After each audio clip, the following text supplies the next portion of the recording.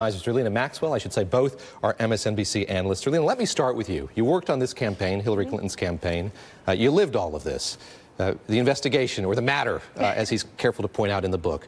The New York Times article that he talks about as well. What do you make of what he said or what you've read about his perspective on why he did what he did? He describes an immense amount of pressure that was placed on him and this overarching desire here to do the right thing, recognizing that he was going to be criticized from both sides no matter what he did. Well, I think that what he tried to do in the campaign is have it both ways. On the one hand, he didn't want to seem like he was caving to partisan politics and the New York FBI folks and the Giuliani allies who hated Hillary Clinton and were leaking to the New York Times and other outlets damaging information related to the email investigation. So essentially, he wanted to come out ahead of that and say, we are reopening this investigation. But the problem is he was going against DOJ policy in order to do that. 10 days from an election, that is actually something that's not allowed. And so I have to disagree strongly with former FBI Director Comey when he says that I was trying to do the right thing, because now what we have is a President Trump. And while the things in this book validates many of the things we already know about Trump's unfitness, James Comey is the reason why we now have to live with a President Trump. And so he changed the course of history for the worse. And he has to live with those consequences. Michael Steele, I'll come to you in one sec, but I got a follow-up for you, Zerlina, and that is there's ink spilled in this book about what President Obama said to James Comey after this decision was made. James Comey sort of making the point in this book that he had the imprimatur or the approval of President Obama for what happened. Is that just cold comfort to you at this point?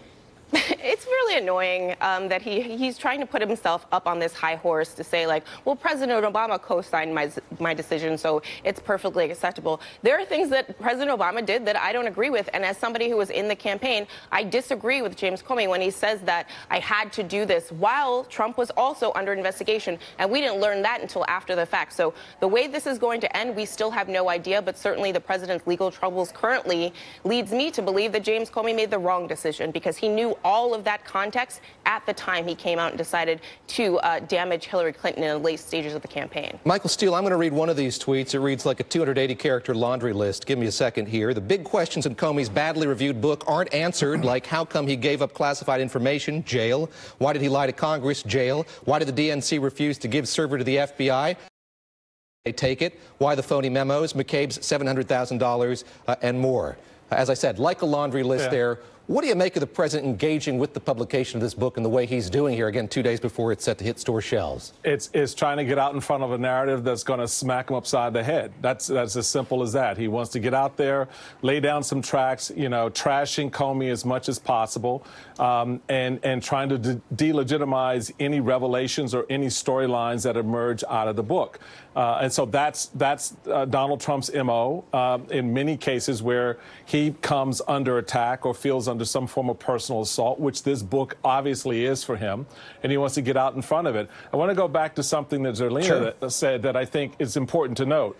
I have a lot of admiration and respect for her and the effort of that campaign, but I think again, reflects a misunderstanding of what the 2016 campaign was about. Whether or not you change what Comey did, the outcome of that election would have been the same. No. Donald Trump would have beaten Hillary Clinton because the country did not like Hillary Clinton, did not want her in that job. So setting that aside, though, I think what Comey did was a breach of the process. He could have handed off whatever he had to the DOJ and let them handle it and put the weight on them, which is what the process calls for.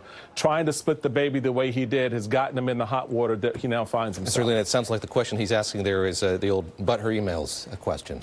Yeah, but we're talking about an election that was decided by 80,000 votes across 3 states. And all of the independent analysis says that she was on an upward trajectory, ready to win the election until the Comey letter, and that actually stopped her momentum. So I have to disagree, and I respect Michael Steele as well. But every single reason Hillary Clinton lost the election that you could list out, Comey, Russia, that she is a woman. We actually haven't had a woman, if you can recall. That's correct. All of those reasons are true.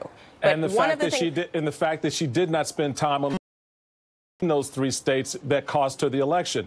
So your own Michael, campaign. you would have went to Wisconsin if you were up by 11 points in every single internal poll? Yeah, because that's not exactly what the internal polls were telling you, and members of the campaign. I was there, Michael. What I'm just saying, polling had us up above 11. So your I own think Democrats in retrospect, admit that. you always have retrospect. Hindsight's always 20/20, right? I think now, sitting here today, we can look at every single mistake that we can analyze that Hillary Clinton made. But I would also say that we have not had a woman president. Misogyny played a huge role in this election. Racism played a huge role in this election. Voter suppression plays a huge role in this election. And the fact that so like Hillary Clinton Comey played a big role in the election, People didn't like Hillary Clinton because she was a woman, Michael. A lot of the people that voted for Donald Trump have a problem with women in leadership and ambitious women, Michael. I got that, but you kids can't place it all on one thing. You've got to look at this campaign in the totality. I said every single reason is a factor. And the fact that she ran the kind of campaign that cost her the election ultimately. So that's, I mean, we can litigate that all day long. Yeah, the election but the that fact, she won 3 million more votes, just not in the right states. That's fine, but she lost them. If we had a popular vote, yeah, she would have won. But that's not how this game is played. You know it. You got to be strategic. I saw numbers that, and there's a reason why Donald Trump focused on those 3 states, because the numbers were showing him he could win. And whether or not Hillary Clinton's campaign saw that is on her campaign and her, not on Donald Trump. So the fact of the... Yeah. Just want to interject here with one more passage from the book in the limited time that we have here. There is a takeaway here, I think, that James Comey wants to convey just about the way that law enforcement is being regarded or how it's being attacked by this administration. I'll read one excerpt from that book. The president was almost grave in explaining why he took the selection of the FBI director so seriously. And here he's referring to President Obama. Quote, "In a way, this and the Supreme Court are the 2 most important personnel decisions a president makes because I'm choosing for the future," he said, again referring to President Obama. "You will be here after I'm gone." Of course, James Comey was not there for much longer after President Obama left office. But Republican, how do you feel about the way law enforcement's been treated here? Why aren't more rank-and-file Republicans standing up to the kind of attacks we've seen from the president and other members of his administration on law enforcement? We hear time and time again the president has the utmost respect for the rank and file of law enforcement. But the fact is, it seems kind of insidious, the degree we've seen these attacks on law enforcement over the last year plus.